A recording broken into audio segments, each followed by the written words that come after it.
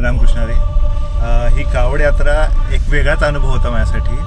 आणि मी ॲक्च्युली मागच्या वर्षी कावड यात्रा चालली होती तेव्हा मी एका व्यक्तींना विचारलं होतं, वारकरींना, की बाबा कसं जायचं. त्यांनी नंबर दिला, म्हणजे तुम्ही मला नंतर कॉन्टॅक्ट करा. आम्ही विसरून गेलो होतो पूर्ण. या वर्षी परत इन्स्टावरती रील्स दिसायला लागले, म्हणणारे आपल्याला कावडला जायचं.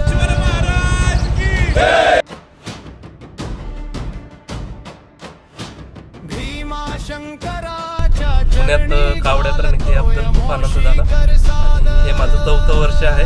4ही वर्ष मी कावड यात्रा करतो आणि अतिशय आनंदात आणि सुखरूपरित्या कावड यात्रा संपन्न होत असते. ती नेहमी वारी करतो. आमची जी वारीची दिंडी आहे त्याचाच अनुभव मला येते आला की कुठेही जेवणाची कमतरता नाही.